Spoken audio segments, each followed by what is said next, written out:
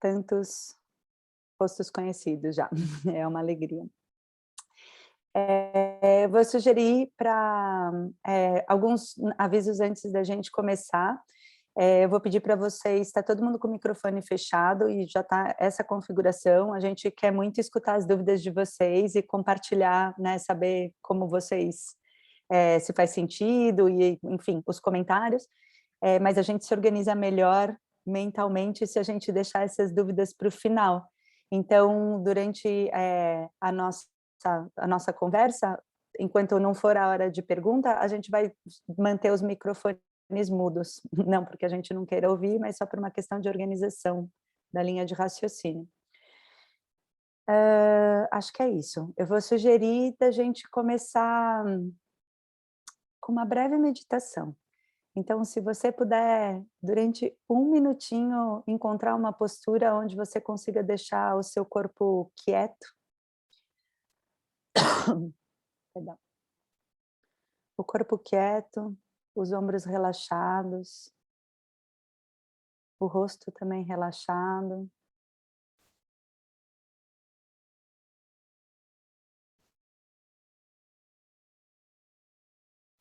Na hora que você encontrar uma postura onde você não precisa mais ficar fazendo ajustes do corpo, você pode voltar a sua atenção para o movimento da sua respiração. Acho que todos nós temos dias bem agitados. E a nossa proposta aqui é uma pausa para voltar a atenção para dentro. É a melhor ferramenta que existe para isso, para essa pausa. Vive com a gente. É a nossa respiração. Foca a sua atenção, talvez, na ponta do nariz, ou no movimento do seu tronco.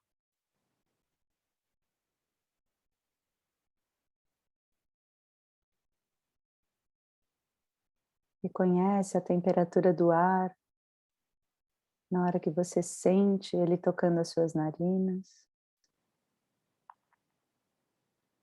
Na inspiração e na expiração.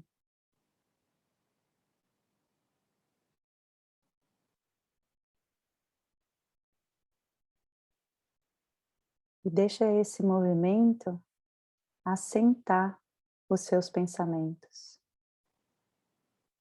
A gente não precisa parar de pensar, é essa a função da mente.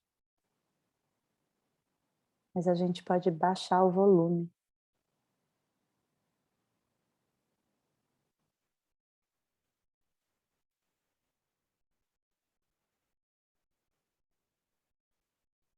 E a partir desse lugar de calma e de silêncio, que é a sua verdadeira natureza, eu vou te convidar a juntar as mãos na frente do peito, se para você fizer sentido. E eu vou fazer um mantra e depois eu falo a tradução. Om Shri Mahaganapataye Namaha Sahana Vavatu Sahanau Bhunaktu Saviryam Karvavahai Tejasvinavaditamastu Mavidvishavahai. Om Shanti Shanti Shanti. Oh.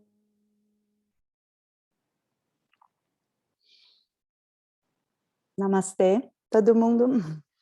Eu queria começar falando a tradução desse mantra, porque é um mantra muito lindo, na verdade é um pedaço de um mantra, né? A gente tem essa mania de falar sânscrito dentro da cultura, e é só uma forma de se conectar, na verdade, e de intencionar esse tempo que vocês estão dedicando a nós, né? Que vocês estão dedicando a sua atenção para a gente. Então, O que eu desejo com esse tempo é muito bem expresso por esse mantra, que eu vou ler a tradução, que é: Om, que você e eu estejamos unidos e protegidos. Que você e eu estejamos unidos e saudáveis. Que trabalhemos juntos, que progridamos juntos, que nosso conhecimento seja realizador, que nunca nos desentendamos e que haja paz. Então, é realmente o que eu desejo com esse tempinho que a gente vai passar aqui juntos, né? Que seja um conhecimento útil no nosso caminho. Então, hoje a gente veio aqui compartilhar um pouco das rotinas do Ayurveda, que são mais relevantes para essa época que a gente está vivendo, né? Esse finalzinho de inverno e que está na boca da primavera já.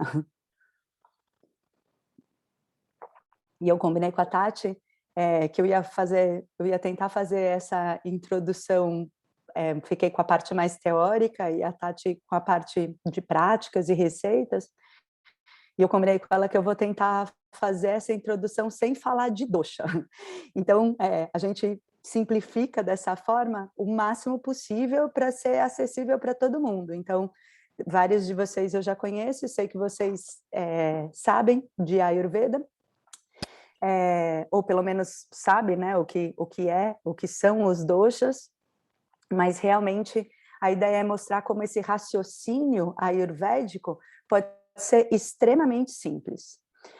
Pode ser extremamente simples, mas também pode ser extremamente complicado, né? Complicado no último grau. Os nossos professores, eles são uns monstros, fala aqui em Floripa. Eles são os monstros do conhecimento e seria até desrespeitoso da nossa parte falar que é isso o Ayurveda, né? Ai, tá frio, coloca uma roupa e pronto. Obviamente não é mais isso. Mas o básico, a essência desse conhecimento, o que a gente usa todos os dias, né? O que eu uso na minha vida e para cuidar dos meus filhos, o que a Tati usa na vida dela e para atender os pacientes dela, os maridos e qualquer pessoa que se aproximar da nossa vida acaba levando um Ayurveda para casa. Essa parte prática, ela é extremamente simples, né? É basicamente um exercício de observação.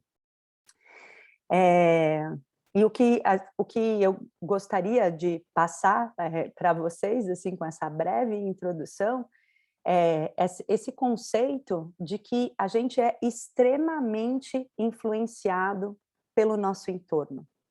E quanto mais frágil está a nossa saúde, né, quanto menos equilibrada a gente está, mais essas influências têm a potência de trazer doenças e desequilíbrios para o nosso corpo.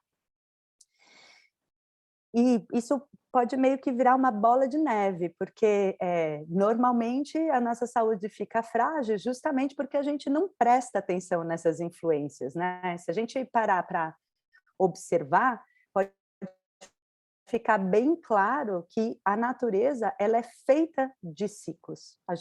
E essa é a principal observação do Ayurveda, os ciclos da natureza. É basicamente essa é a essência para essas práticas do dia a dia, né? Lógico que se você vai tratar uma pressão alta crônica, não é só isso, envolve procedimentos super complexos. Mas para o nosso objetivo aqui, para falar das nossas rotinas e como adequar essas rotinas, a gente basicamente está falando de observação das influências dos ciclos. É muito fácil a gente enxergar esses ciclos da natureza se a gente se propor a isso, né? Todos os dias, por exemplo, a gente tem um ciclo do sol. Então, se a gente para observar as qualidades de cada parte do dia, a gente entende que as manhãs são mais frescas, tanto na temperatura quanto a gente, né? O nosso corpo, a gente acabou de acordar, está com a cabeça mais fresca, está com o corpo teoricamente mais disposto. O meio do dia é sempre mais quente e é a hora onde, se a gente está em equilíbrio, a gente tem mais fome. E à tarde, no geral, tem uma energia de produtividade, de criatividade, e de bastante disponibilidade, principalmente dessa energia mental.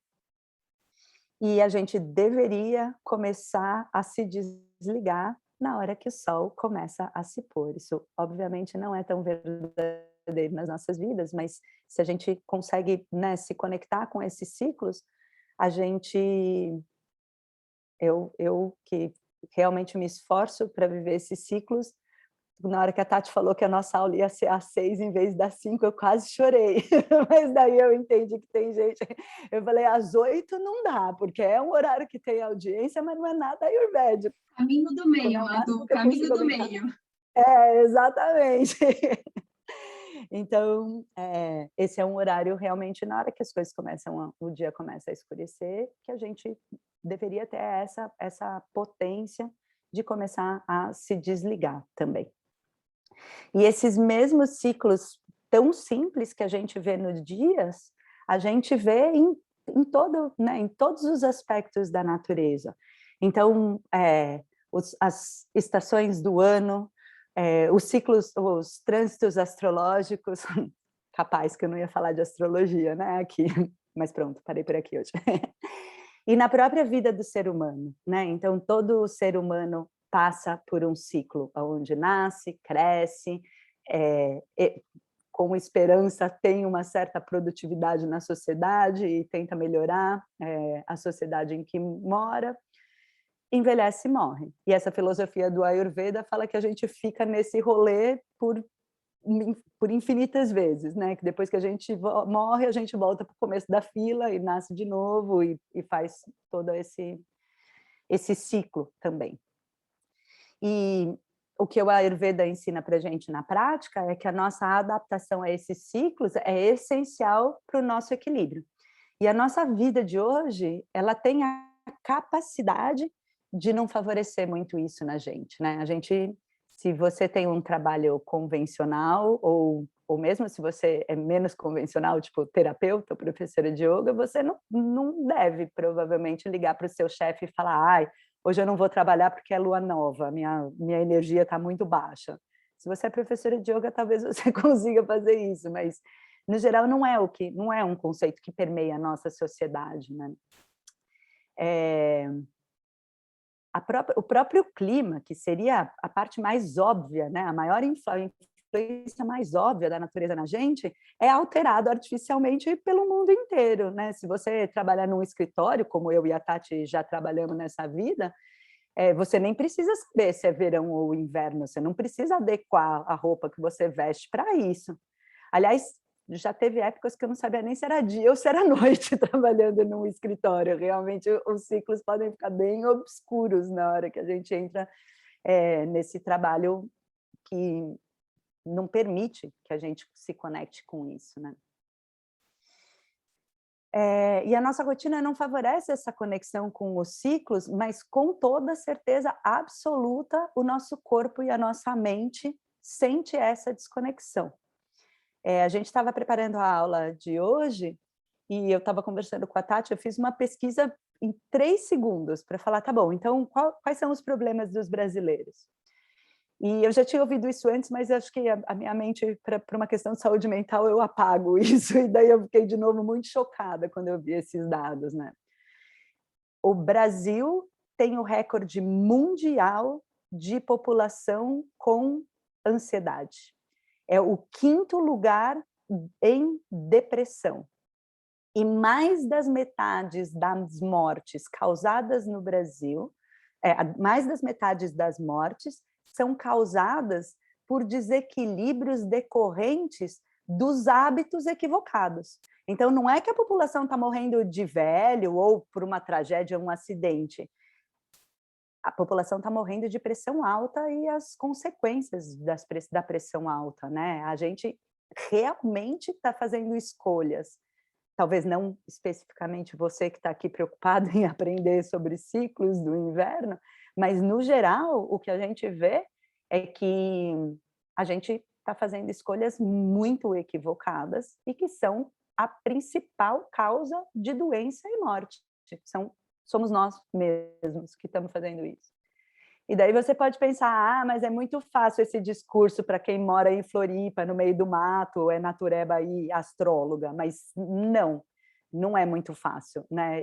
Tanto eu quanto a Tati, eu tenho certeza que vocês, A gente trabalha pra caramba, a gente passa muito mais horas do que o ser humano deveria passar na frente do computador. Eu cuido de 3 filhos, faço almoço todo dia, e fácil mesmo seria eu me jogar no sofá, assistir filme e comer chocolate no fim do dia.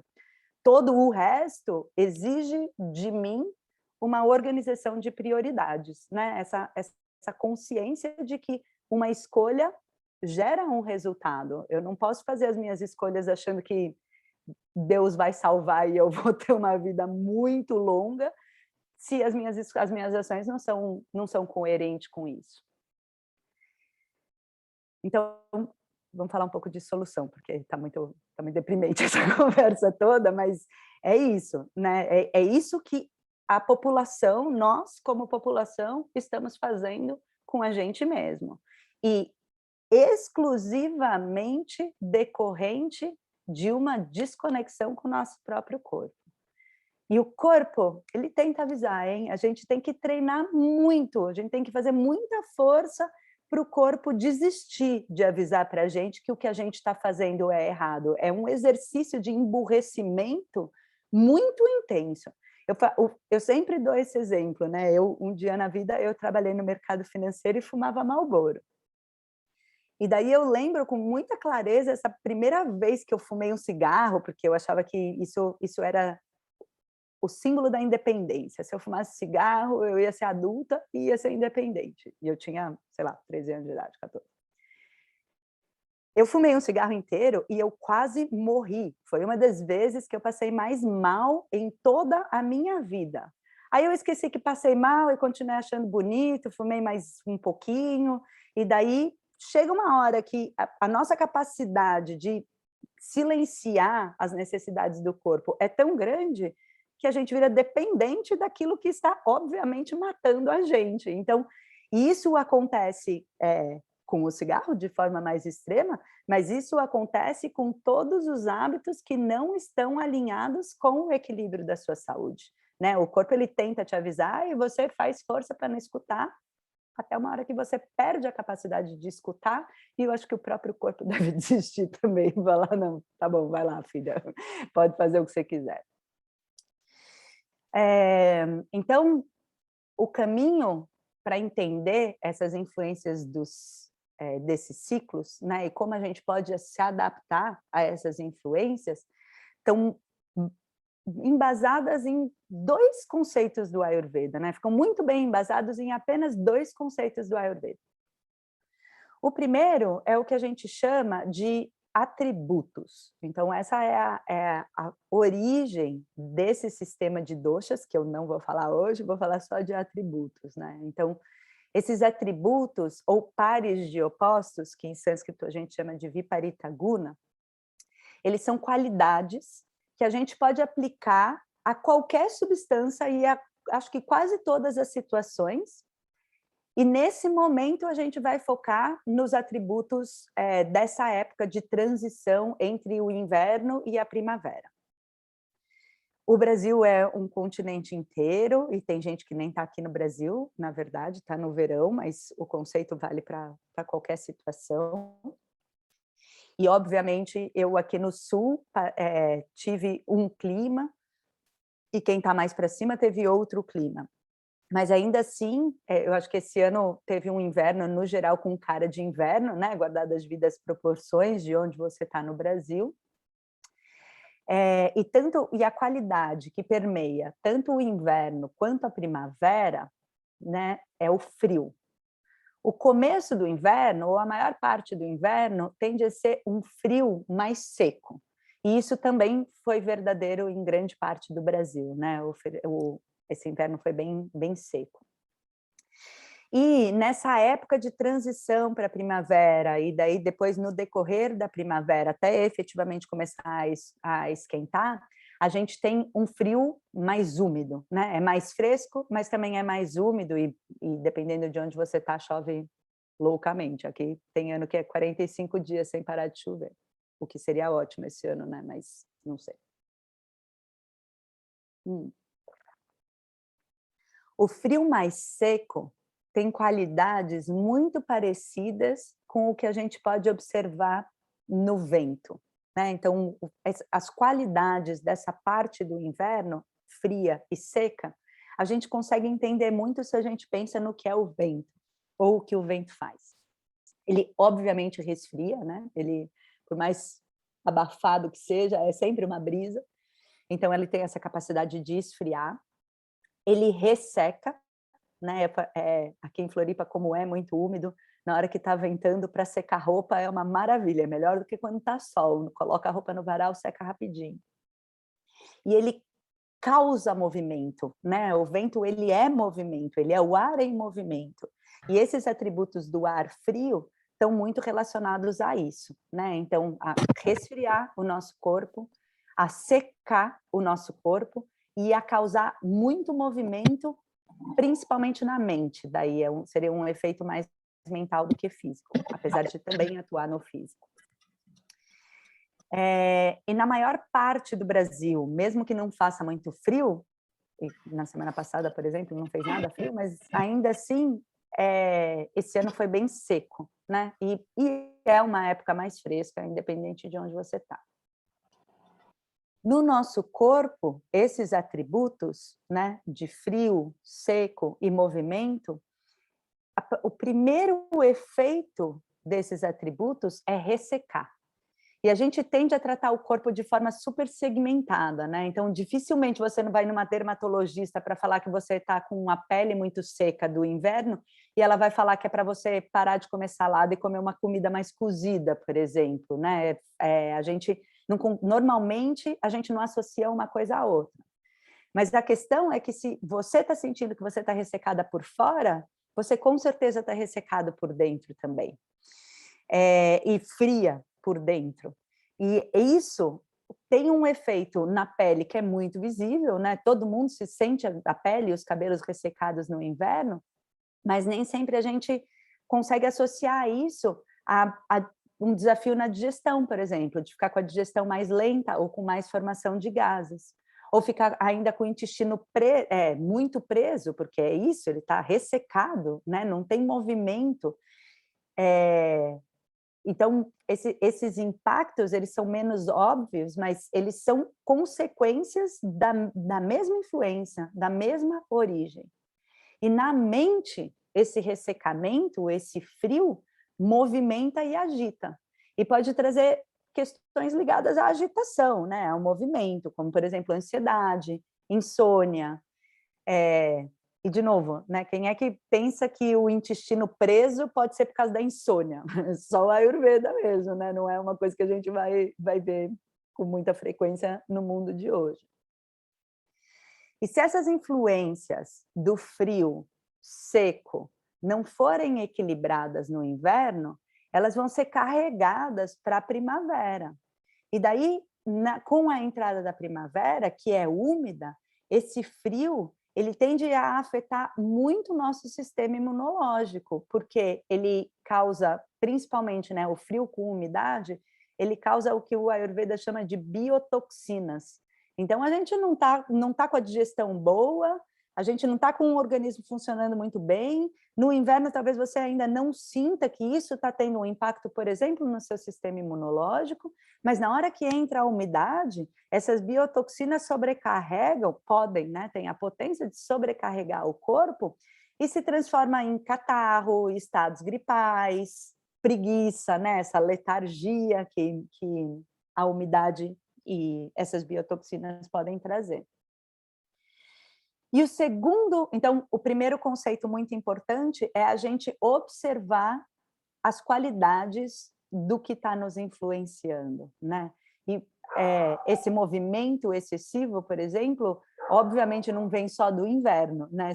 E isso é fácil, isso a gente já consegue observar. Se passa o dia muito agitado, é difícil ter uma boa noite de sono, por exemplo. Mesmo que você consiga dormir, talvez você não acorde tão revitalizado quanto você poderia. Então, outras influências, né? Essa é uma forma de observar e de qualificar as influências, que se aplica a qualquer coisa, a uma conversa, por exemplo, né? Uma conversa pode ser quente demais, e isso te dá raiva, você continua usando exatamente os mesmos atributos para as diferentes situações e substâncias da vida. Por isso que dá para ser simples, né? Na hora que você consegue aplicar esse conceito. E o segundo conceito muito relevante para isso é a forma de equilibrar isso, né? Que se chama o equilíbrio dos opostos, Yukti Vyapashraya. Então, é muito óbvio, né? Isso sim é muito intuitivo, porque se está frio, o que você precisa fazer é esquentar. É isso que você faz com o seu corpo, né? Na hora que está frio, você se aquece, toma uma sopa, toma um chá.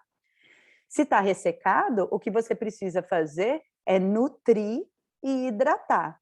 E não é só passar um hidratante na pele, né? A nossa pele, ela chama muito a nossa atenção, mas ela é um espelho das nossas entranhas, ela só está mostrando o que está por dentro, ela não é desconectada do que está acontecendo no seu intestino. Muito pelo contrário, ele é extremamente conectado. E se está muito agitado, né, e esse aspecto de agitação é mais fácil, de novo, a gente observar isso na mente, o que a gente precisa é aquietar.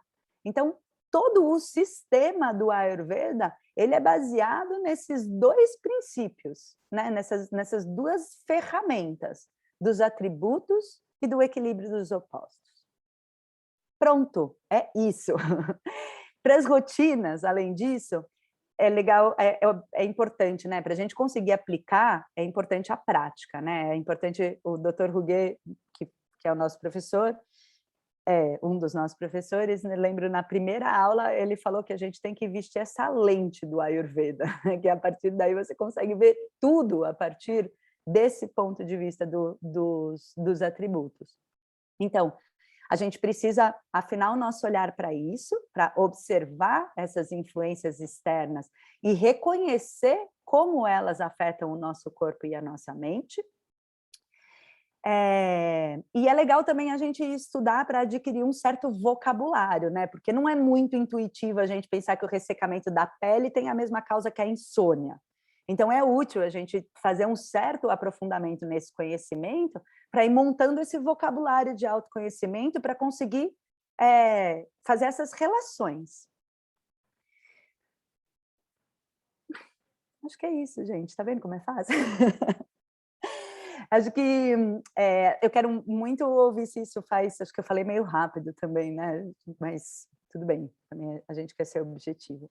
E eu quero muito ouvir as dúvidas e entender se isso faz sentido para vocês, mas a Tati vai falar um pouco das práticas e das receitas antes, e daí a gente, quando a Tati acabar, a gente troca um pouco das experiências, vocês me contam como vocês estão e como a gente pode fazer, né, para alinhar as dúvidas de vocês e alinhar as rotinas. Bora lá, Madu. É ótimo, olha aí, 6:30, só quero dizer isso, tá? Então, gente, vamos lá. Agora a parte mais prática, que a gente quis fazer esses dois blocos principais.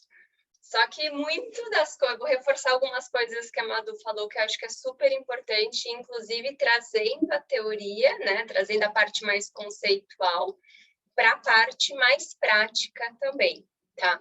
Então, uma coisa que a Madu falou que é muito importante é que esse inverno, que a gente chamou de inverno, tem diferentes atributos no Brasil. E eu vou falar aqui um pouco desse inverno na visão do Ayurveda, que, na verdade, a partir da metade do inverno para frente do nosso inverno aqui, que é frio e começa a ficar mais úmido, ele começa a ter alguns atributos que vai acumulando mais muco dentro da gente, que a nossa potência digestiva vai começando a ficar menos forte, mais fraca, né? Que a gente chama de Manda Agni.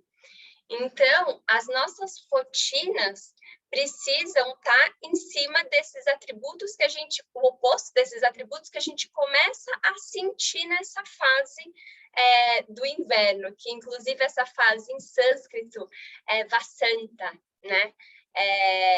que, inclusive, no Ayurveda, a gente não tem 4 estações, a gente tem 6 estações. Mas quando a gente fala aqui do nosso inverno, é o nosso inverno, e por isso que a gente foi atrás, para falar mais sobre os atributos, né? Então, essa época do ano, que começa a ficar fria e mais úmida, ela traz um muco, ela traz uma letargia maior. Então, é como se, de novo falando do Dr. Huguet, né? Ele faz um exemplo muito prático, e para mim, assim, é só observar. São os lagos, né? As geleiras nas montanhas. Quando está frio, ele está congelado. Então, é a mesma coisa na gente, o nosso muco, vamos dizer assim, ou nas plantas, a seiva da planta entra o inverno, fica mais congelada.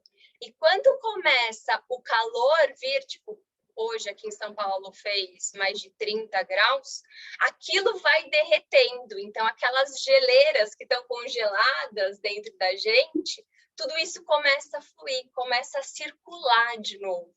E isso que acontece, a gente começa a derreter também, né? O que estava parado dentro da gente começa a derreter. E por isso que a gente fala que nessa época tende a ter mais muco, ficar mais letárgico, né? Então, todas as rotinas que a gente vai falar, que eu vou falar aqui, fala muito sobre estimular, desintoxicar, eliminar.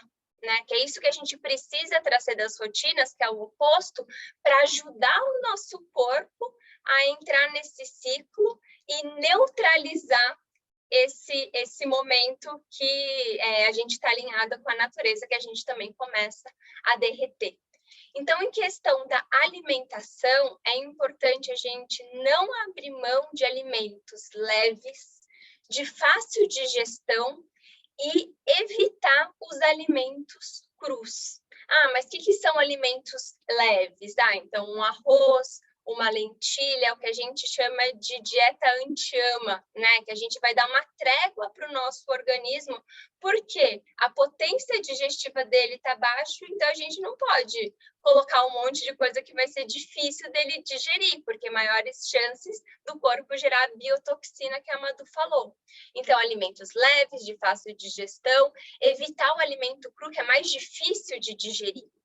Além disso, a gente tem os sabores, né? Então, tem os 6 sabores do Ayurveda, que a gente deve comer os 6 sabores, ter os 6 sabores na nossa alimentação, mas nessa fase do ano, a gente deve priorizar os sabores amargos, o sabor picante, e o sabor adstringente. Tá bom, Tati, mas o que são esses sabores? Então, o sabor amargo está muito presente nas folhas verdes, está presente nos legumes verdes escuros também, na couve, no brócolis. E é um sabor muito importante para a gente trazer, que às vezes a gente evita o sabor amargo, mas esse sabor ele limpa e desintoxica. Eu acho muito injusto, tipo, o amargo da vida.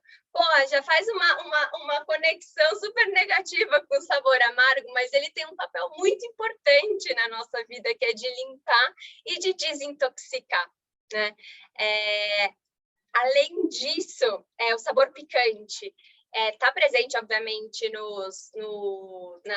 nas pimentas, mas tem um picante um pouco mais suave, que é o gengibre, que é até um manjericão, que tem um picantezinho por trás. Então, trazer o sabor picante para a alimentação, para alimento também, para a rotina, porque esse sabor picante aquece o corpo, aquece o metabolismo, né? O sabor adstringente, quais são os exemplos de alimentos do sabor adstringente? Um grão de bico, as leguminosas, o brócolis, a couve-flor, a romã também é adstringente, o mel, e aí a gente faz um parênteses do mel, que o mel até 6 meses, que ele é colhido até 6 meses, ele tem um sabor doce, que é super nutritivo e forma estrutura, forma tecido. O mel, a partir de 6 meses, ele fica com sabor adstringente. Então, ele ajuda a secar, a purificar e a remover essa letargia. Então, nessa fase do ano, melhor ainda trazer um mel mais colhido, mais antigo, né? E aí, muitas vezes as pessoas falam, mas, nossa, Tati, de manhã, o que eu devo comer com essas opções que você trouxe? Não tem muita coisa, né? E aí a gente traz uma receita que eu particularmente adoro, Madu também, que é a inhamoca. Então, a gente pega o inhame, né? Então, o inhame que a gente conhece do supermercado. E aí, até tem um negocinho aqui. Rala ele cru mesmo, não precisa aquecer. Rala no ralador, deixa, isso, tá? A quantidade, é uma bolinha. E aí, coloca uns fiozinhos de azeite na frigideira, e aí coloca a massa, vai ficar como uma panquequinha. Você pode temperar com uma especiaria, com um pouquinho de sal, e aí é o momento da gente trazer esses sabores através das especiarias. Então, um gengibre em pó, uma cúrcuma, uma páprica picante, um manjericão. Inclusive, você pode fazer a sua própria massala e deixar na sua casa, que a massala é a junção desses temperos, né? E aí você deixa na sua cozinha e você cozinha. Então, a inhamoca é uma super opção junto com as massalas para trazer esses sabores no seu dia a dia. E, óbvio, se você quiser, você pode ralar uma cenourinha também para colocar junto com o inhame, e você vai... O inhame não tem tanto sabor, né? Então, você consegue ir mudando isso e trazendo um saborzinho diferente. Além disso, eu falei da massala, né? Mas acho importante falar alguns temperos que, para essa época, é ideal. Então, o gengibre em pó, que eu já falei, a cúrcuma, o tomilho limão ele ajuda nesse estímulo, o manjericão e a semente de mostarda. Aí a semente de mostarda você tem que passar só num liquidificador ou numa centrifugazinha para ela ficar mais como um pozinho. Ou então pode colocar ela naturalmente como semente mesmo no alimento. Então, a gente junta essas duas rotinas e a gente consegue começar a fazer do nosso alimento, daquilo a gente come todo dia, né? Às vezes a gente esquece de passar creme, mas assim, comer é uma coisa que a gente faz todo dia. Então, considerando os sabores, considerando os temperos, considerando um alimento mais leve, mais cozido, mais quentinho, a gente consegue, através dos atributos, ir equilibrando esses atributos que, nessa época do ano, são acumulados e são agravados. Além disso, eu falei também sobre o Agni, que não fica tão potente. E aqui a gente tem algumas rotinas para aquecer esse Agni, para colocar a nossa faísca no nosso fogo digestivo. Então, aqui você usar o gengibre. Então, uma coisa importante, o gengibre é quente, né? Então, as pessoas que têm predominância pita ou que estão num algum desequilíbrio pita são geralmente bastante intensas, né? Então, eu escutei na aula que o gengibre é bom. Aí bota gengibre em todas as coisas, toma suco de gengibre, toma chá de gengibre. Então, nossa, não, tô com muito calor. Porque sim, aquece. Né? Então, quando uma pessoa tá com uma predominância, tem uma predominância pita ou tá com um desequilíbrio pita e eu começo a falar de gengibre, pode preferir um gengibre em pó, que tem uma potência menor. Pode diluir o gengibre no chá, colocar menos gengibre e colocar mais água, né? E tem um chá muito bom para estimular o Agni, que é o gengibre ralado, 2 pauzinhos de canela em pó, 3 colheres de semente de erva doce. Então, essa combinação do gengibre ralado com a erva doce e a canela vai trazer esse aquecimento que a gente precisa e esse estímulo que a gente precisa para a potência digestiva. Além disso, tem 2 ervas que eu gosto bastante e que é muito boa para essa época, que é o capim-santo e o alecrim. O capim-santo pode ser feito tanto em formato de chá, né? Então, da folha ou seca ou a folha fresquinha. Ou também pode fazer um suco de capim-santo, que fica uma delícia. Então, bate a folha direto com a água, aí vai ficar verde, coa e coloca um pouquinho de limão e pode adoçar com mel. É muito gostoso e o capim-santo, ele tem um picantezinho no fundo também. Então, ele ajuda nesse movimento de desintoxicação, nesse estímulo que a gente precisa nessa época. Além disso, quem assistiu ao aulão de outono, eu falei disso, dessa rotina também, mas eu repito que é muito boa para essa época do ano, que é o násia. O násia é um óleo que a gente pode ser medicado, óleo de gergelim, de boa qualidade, procedência, que pode ser medicado com uma planta, ou pode ser simplesmente o óleo. Coloca depois do banho quentinho, né? Então tudo está quente. Pinga algumas gotinhas no nariz, na narina e coloca para dentro. O outro também inspira forte para entrar, diferente dos rinossauros da vida que a gente quer tirar, esse é para entrar, né? Porque o násia é uma rotina do Ayurveda que faz uma eliminação através das vias nasais. E essa época do ano é muito comum nosso sistema respiratório começar a se manifestar algum desequilíbrio, né? Então, as gripes, as rinites da vida, então toda a parte do sistema respiratório é muito afetada nessa época. Então, o násia vai ajudar a eliminação daquele muco que eu falei no começo, que está derretendo dentro da gente. Então, com essas rotinas, com os sabores, com os temperos, com o estímulo do Agni, com os chás estimulantes e com as eliminações, a gente consegue ajudar o corpo a entrar nesse fluxo de uma maneira menos resistente, né? Porque é isso, quando a gente entende o fluxo, entende os atributos e faz uma rotina oposta, ajuda o nosso corpo a ter menos resistência a esse ciclo e fazer parte desse ciclo. Isso faz com que a gente consiga economizar energia, né? E melhorar a imunidade, porque a gente vai usar essa nossa energia que a gente estaria tentando, nosso corpo, nosso organismo estaria tentando de todas as formas eliminar um muco, só que na verdade a gente está comendo queijo, comendo coisas que tem a consistência desse muco ou dessa biotoxina, e aí o corpo não consegue, vai usar a energia para fazer essas eliminações básicas e não para os problemas mais complexos que podem aparecer no nosso corpo. Então, essa é a relação de como o que a gente chama do dinacharya, essas rotinas diárias, podem, não só equilibram o corpo, mente, é preventivo, como pode também ajudar na imunidade.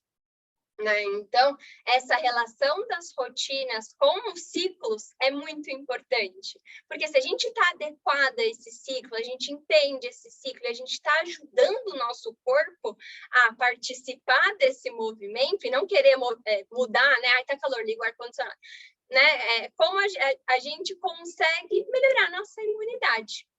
E, além disso, tem as rotinas também conectadas com a pele. Tudo bem que a pele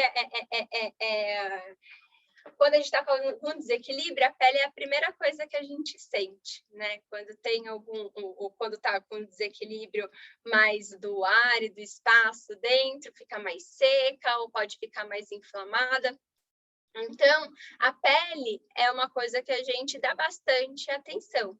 E aí, nessa época do ano, os banhos mornos são importantes, uma esfoliação, seja com aquelas escovinhas de esfoliação a seco que você faz antes do banho, para ajudar a desintoxicar, ajudar a remover essas células mortas, ou seja, com um preparo que é um esfoliante feito que você pode fazer você mesma na sua casa, que tem a receita, inclusive, no nosso Instagram, que é o Garshana, essa esfoliação é muito importante nessa fase. Além disso, trazer um óleo ou um de gergelim, se a pele estiver mais seca, ou que tende a essa época mais úmida, não ficar mais tão seca, trazer um óleo de girassol, que ele é um pouquinho mais leve, mas ainda ele é quente.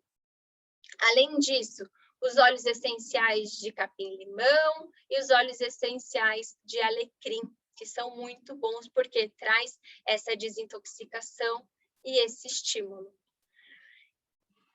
Basicamente, são essas as rotinas principais aqui. Obviamente, já estou considerando que todo mundo já está tomando água quente com limão de manhã, já está raspando a língua. São coisas adicionais que eu trouxe, focada nessa época do ano e focado no objetivo de trazer esse estímulo, de trazer esse aquecimento. E trazer essa ajuda para o corpo ir se desintoxicando, né? Ajudando o corpo a eliminar esse fluido que está voltando a se movimentar depois de um inverno um pouco mais frio, um pouco mais denso, um pouco mais seco. E aí, eu queria comentar com vocês também uma novidade em super primeira mão, minha e da Madu, que inclusive a gente está se preparando desde o começo do ano, né, Madu? E agora é o momento que a gente vai fazer, que ao longo desses quase 2 anos de Kátia Universo, eu fui mostrando alguns preparos, algumas coisas, a gente aprendeu, a gente praticou, a gente fez muitas receitas, né, de rotinas, de acordo com as estações, de acordo com os doshas, e a gente mergulhou muito a fundo nesse processo. E a gente sentiu nesse momento uma vontade de compartilhar para as pessoas fazerem essas receitas em casa, né? Para ter alguns encontros que a gente fale um pouco dessa teoria de um jeito prático e da prática fazendo. Então, a gente quer lançar hoje, a gente vai lançar hoje, inclusive já está no nosso site, um curso focado em rotinas naturais, que vai falar tanto a parte de cosméticos, muitos dos preparos que a gente faz na caixa para ter autonomia das pessoas para fazerem seus próprios preparos. Óbvio, a gente sabe que algumas pessoas preferem comprar pronto e por isso a caixa vai continuar, a Universal vai continuar, a gente vai continuar facilitando esses preparos. Mas a gente sabe também que tem um chamado muito forte do fazer, de colocar a mão na massa, de fazer a sua própria medicina. E é nisso que a gente quer focar e é nisso que a gente vai falar muito nesse curso online, que vão ser 5 encontros via Zoom, tem um material de vídeo, tem a apostila de receitas. A gente acredita, e de verdade, isso sempre foi assim, que uma vez que a gente encontra uma coisa que faz sentido para a gente e que faz a gente evoluir, a gente é obrigada a passar para frente. Então, é um pouco disso que a gente quer focar e contar também um pouco da nossa experiência, como a Madu falou no começo, do nosso lugar de fala, né? Então, nós duas viemos do corporativo e, meu Deus do céu, inclusive, o spoiler, vai ter uma live na semana que vem que vai falar sobre isso, sobre como adequar essas rotinas, né, naturais, no mundo moderno, nas agendas, como a gente acomoda isso, e a gente vai contar nesse lugar de fala que a gente tem, de quem viveu anos no mundo corporativo, e viu como que é essa dinâmica de um mundo que não seja corporativo, mas das agendas pesadas. Então, é um lugar que a gente quer mostrar, quer ensinar, quer fazer junto, passar para vocês esses preparos naturais, com conteúdo, com conceito, mas de uma forma de compartilhar, né? E do jeito que a gente gosta, e que no curso de Astrologia Védica da Madu, ela faz tudo muito próximo, tudo muito prático e tudo muito real. Porque muitas vezes, depois dos atendimentos que eu faço, as pessoas falam, nossa, mas e agora? Como que eu faço um chá? Então, é tanto um distanciamento que a gente quer não só incentivar que as pessoas comprem produtos naturais, mas que façam também, né? E tenham essa autonomia. Então é isso, quem tiver interesse já está no site Universou e a gente vai falar um pouquinho mais nas próximas semanas, mas vocês já sabem, aproveitando o gancho do óleo que eu estava falando, que é um produto inclusive da Universou e que a gente fala bastante nessas rotinas naturais, para falar em primeira mão. Certo, Madu? A gente já tem algumas... certíssimo, acho que não tenho nada a acrescentar. Mas a gente já tem algumas dúvidas no site, né? A Camila perguntou se para o náusea pode usar óleo de maracujá. Eu não sei quais são os atributos do óleo de maracujá, Tati. Também não sei, mas assim, na dúvida, vamos de gergelim, que é, assim, tem dois, né? O de gergelim e o ghee. Então, tem o Tayla. Gente, mas é maravilhoso o ghee, mas para quem é sensível, pelo amor de Deus, colocar ghee no nariz... Esse é o disclaimer. Eu coloquei, a primeira vez, eu não imaginava, a primeira vez que eu fiquei cheirando polvilho, eu acho que tem cheiro de polvilho, eu fiquei cheirando polvilho durante uns 3 dias no nariz, é muito forte. Mas então, vamos lá, vamos ser um pouco mais práticos. Vida real. Eu recomendo o gergelim, que é o que a gente chama de Tayla. Então, em sânscrito, tudo que tem Tayla é um óleo medicado gergelim. Tá? Então, tem Brahmi Tayla, Vacha Tayla e alguns outros, mas tudo que é Tayla. Então, o de gergelim que é a recomendação.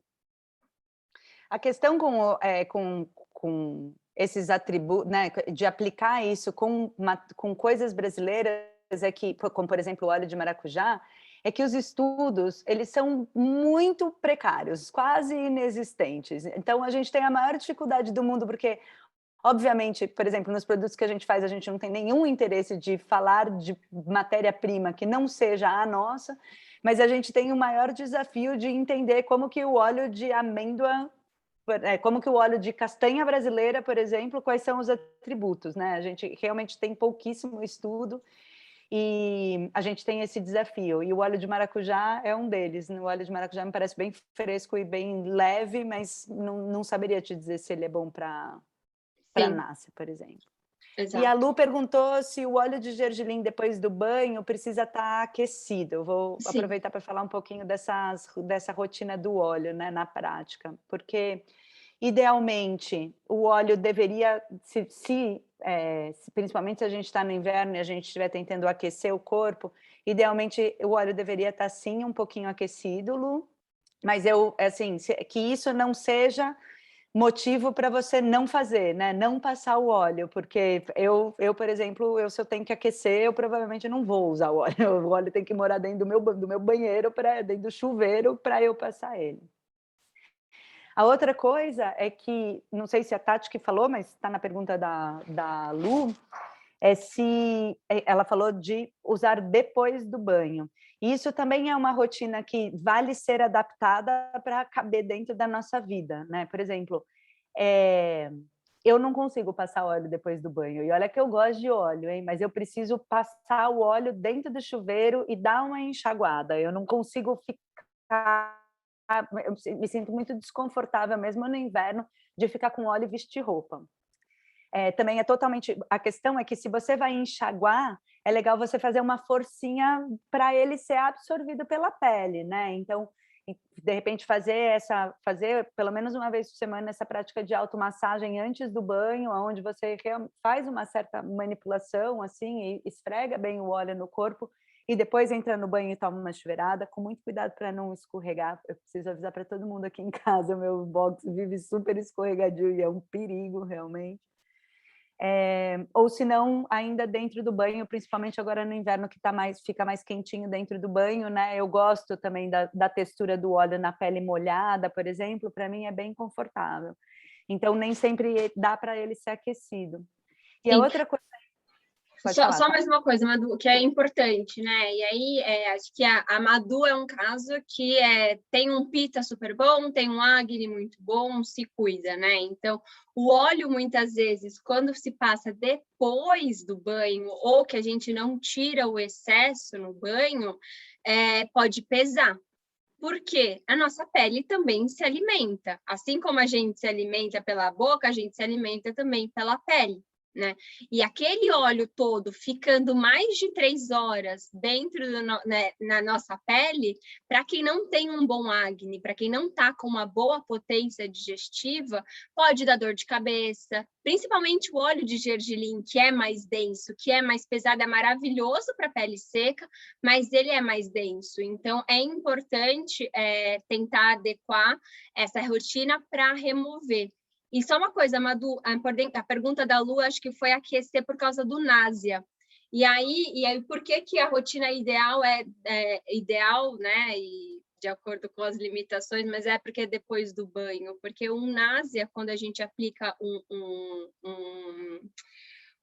uma quantidade maior, né, realmente para fazer a desintoxicação, a eliminação, é feita até com pressa de água quente aqui, para conseguir começar a mobilizar tudo que está aqui para conseguir fazer a eliminação. Né? Então, quando é um dinacharya, rotina diária só para olear as narinas, acho que essa adaptação vale. Se você conseguir esquentar um pouquinho, coloca antes um pouquinho de água quente e faz água quente e aquece na água quente. Mas se não, tá tudo bem. Mas isso de eliminar, como é uma grande quantidade de óleo, é importante até para facilitar essa digestão, que ele venha mais morninho mesmo. Eu não tinha pensado no náusea, porque eu sou a louca de passar óleo de gergelim.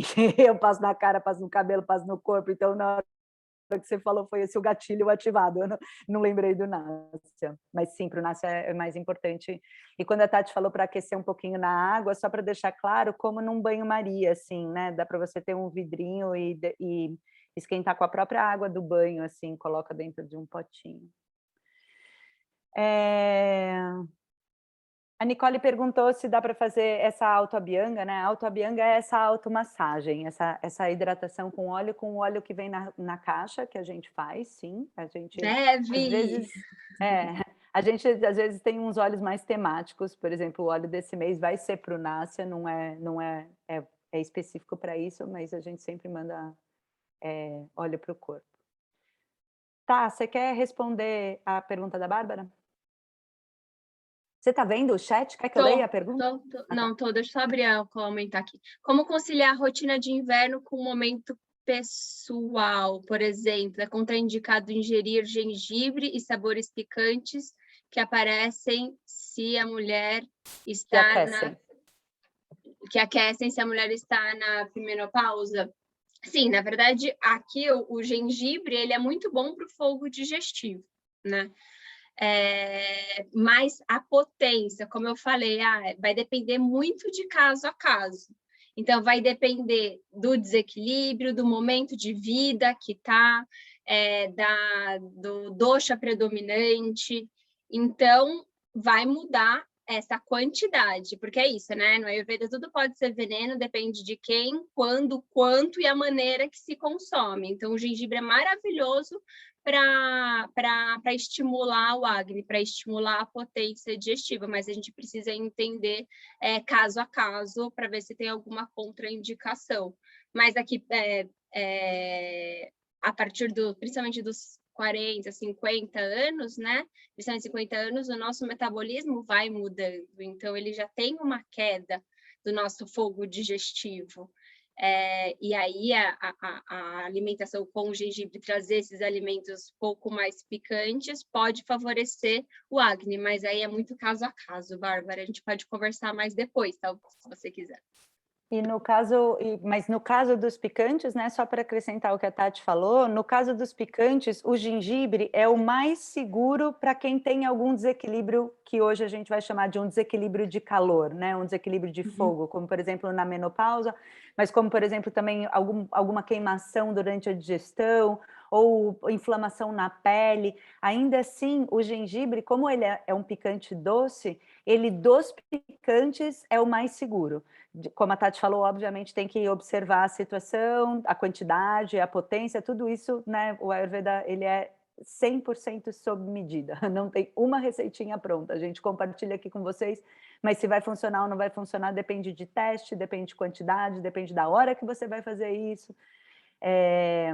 e depende do seu próprio olhar, né, para essa inteligência do corpo.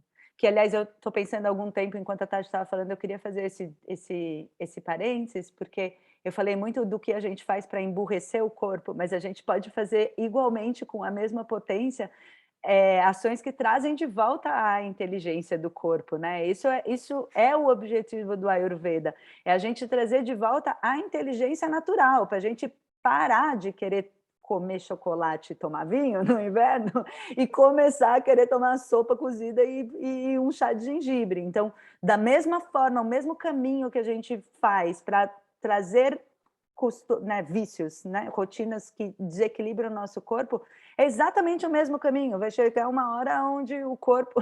Eu estou esperando essa hora, já aconteceu com algumas coisas, mas ainda estou esperando para outras, mas que o corpo deixa de desejar aquilo que faz mal. No meu caso, menos Nutella. O meu corpo não consegue desapegar da Nutella, mas de resto eu tenho conseguido no geral, né? A gente realmente tem essa habilidade de trazer a inteligência. Sim, perfeito, Madu. É... Receitinha para ativar o Agni: erva doce, gengibre e 2 pauzinhos de canela. É isso. E aí você ferve a canela e o gengibre, e aí depois você coloca a erva doce e ferve por 2 minutinhos, depois coloca a erva doce, abafa por 5 a 10 minutinhos e aí tá pronto. A Lu perguntou de algum óleo essencial no gergelim, né? Eu me acostumei com... tem uma coisa muito importante, porque óleo de gergelim é um óleo relativamente fácil da gente encontrar. Se você vai no mercado grande, na área, na seção de comidas orientais, você vai achar um óleo de gergelim. Só que você sempre vai ter a opção de um óleo de gergelim torrado e um óleo de gergelim cru.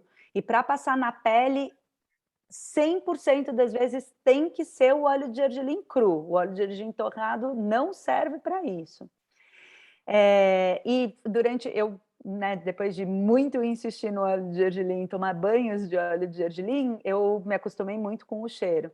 Mas o cheiro, às vezes, incomoda. Então, esse já seria um bom motivo para colocar algumas gotinhas de óleo essencial, para não ficar com cheiro de restaurante chinês. Todas as propriedades terapêuticas, né, do óleo essencial, né? E o padrão é tipo o que serve para todo mundo, porque o óleo essencial também exige um certo estudo, mas o que no verão, no inverno, vata, pita, kapha, o que você pode usar, qualquer pessoa pode usar, é a lavanda. Essa é o óleo essencial universal. É a piada interna aqui da minha casa, que o meu filho, com 6 anos de idade, meu filho mais velho, falou: mãe, eu tô com dor de cabeça e eu quero alguma coisa que não seja lavanda, pode ser? Porque aqui em casa apareceu qualquer coisa, eu dou banho de lavanda. Muito bom. Madu, acho que isso conecta também com a próxima pergunta. Tem algum óleo para pingar no chá, ou passar na testa, ou tomar banho, tomar mesmo para desacelerar a mente? Obrigada. Isso a gente vai ensinar a fazer algum óleo. A gente está pensando no curso de rotinas naturais, colocar como medicar um óleo, que não é um processo simples que a gente consegue fazer aqui neste momento, né? Mas com certeza receitas e práticas terão. E sobre a sua primeira pergunta, Iris, se tem algum, acho que a lavanda ela se conecta diretamente com o nosso sistema límbico, que está conectado com a ansiedade, com o movimento também, com medo. Então, a lavanda, além de ser tridosha, ela traz muitas dessas características de baixar a ansiedade, né? E tem, sim, no Ayurveda, inclusive, é um procedimento do Ayurveda que chama Shiropichu, que é colocar o óleo, aquecer o óleo de gergelim. Você pode pingar uma gotinha de lavanda, aquecer em banho-maria, não é colocar na frigideira, né? Acho que é importante. Sempre em banho-maria, aquecer um pouquinho, colocar uma gotinha de lavanda, embedar um algodão, né, um pedaço de pano ou um algodão nesse óleo, e aí você vai posicionar 8 dedos seus, que é a sua medida, né? O Ayurveda é tudo muito pessoal, então é o seu dedo, aqui em cima da cabeça. Então, 4 dedos em cima da testa, em cima da sobrancelha, mais 4 aqui no topo da cabeça, e você vai colocar esse óleo de gergelim quentinho bem nessa moleirinha aqui que a gente tem, que é um marma, que é um ponto que a gente tem de acúmulo de energia, né? E aí você coloca um lenço, fica mais ou menos 20 minutos nesse momento sem estímulo visual, sem olhar no celular, tenta fazer a seu momento, a sua rotina, fica respirando tranquila, com os olhos fechados, depois você tira, faz uma massagem no couro cabeludo, né? É parte de osso, então você pode dar umas batidinhas, fazer umas massagens assim, como se você estivesse lavando o cabelo, estimulando isso, fazer alguma massagem aqui no pescoço, pegar atrás da orelha, e aí você vai para o banho e lava. E é uma coisa que para mim funciona, para amador eu sei que não funciona tanto, que é passar o shampoo a seco antes no cabelo e depois colocar água, que no meu caso funciona um pouco do óleo sair com mais facilidade. É isso, então essa é uma receitinha. Eu acho importante também acrescentar duas coisas dessa pergunta da Iris, que a primeira, ela falou de ingestão, e o óleo essencial no Brasil, a ingestão, existem várias linhas que falam sobre ingestão de óleo essencial, mas no Brasil a Anvisa proíbe a ingestão de óleo essencial, e isso para mim faz um pouco de sentido. Eu sei que várias linhas sugerem ingestão e eu tenho certeza que são super potentes, mas o óleo essencial que a gente tem no Brasil são raríssimos e caríssimos os de boa qualidade, né? O que tem uma procedência que você poderia ingerir. E a outra coisa também é que a Tati estava falando que faça disso o seu momento, não tem estímulos visuais, e a primeira coisa que eu lembrei é que a Iris tem um filho pequeno, então isso para quem é mãe de uma criança é realmente bem desafiador.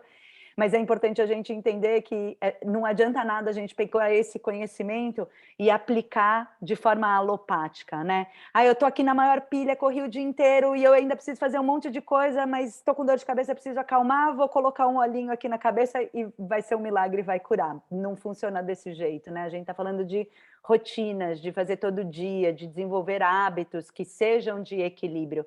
Então, esse lugar onde você põe uma gotinha no chá, toma e pronto, e passou, com a outra galera.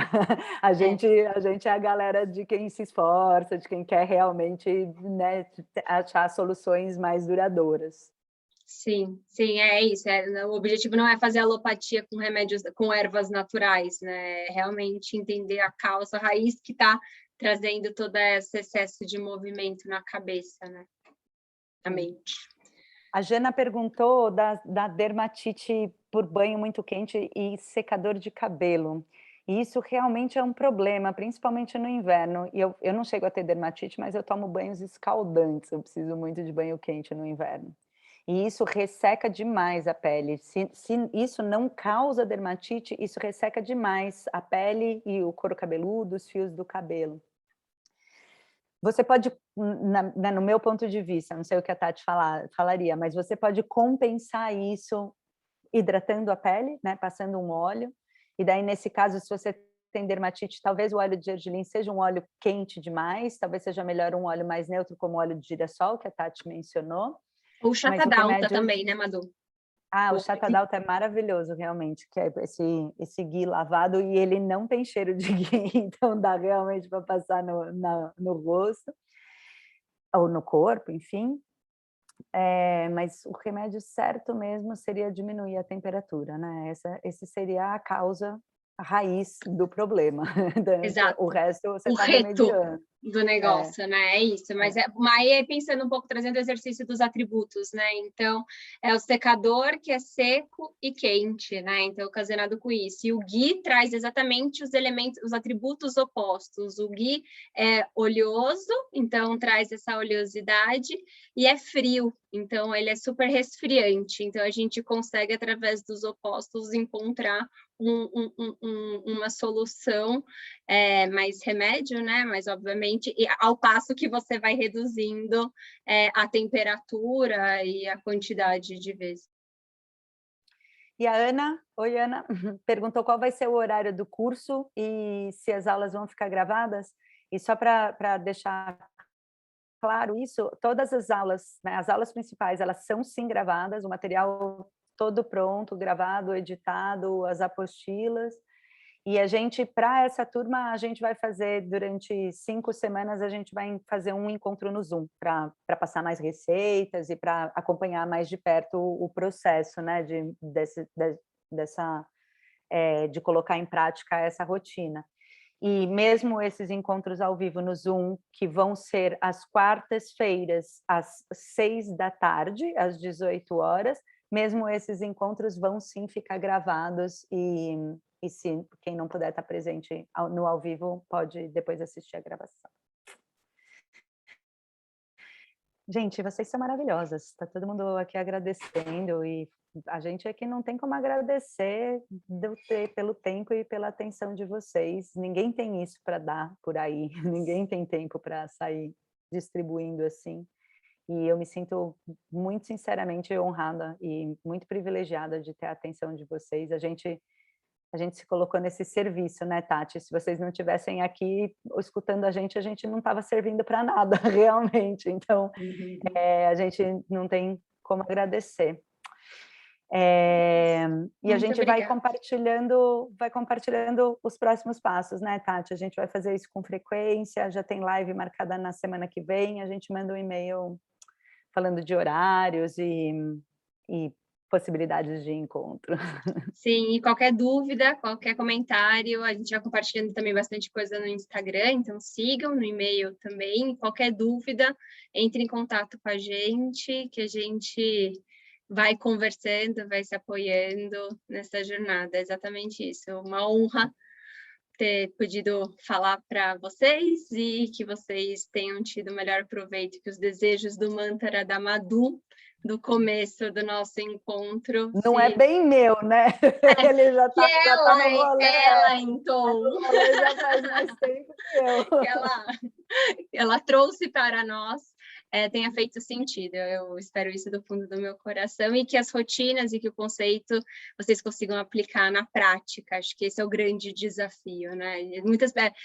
Acho muito interessante. Eu escutei que muitas pessoas ficam se escondendo atrás da teoria e eu acredito realmente que o nosso estilo é muito a prática e a teoria. Então, inverte isso, né? E espero que vocês tenham sentido isso e que vocês aproveitem da melhor forma possível para suas rotinas de equilíbrio.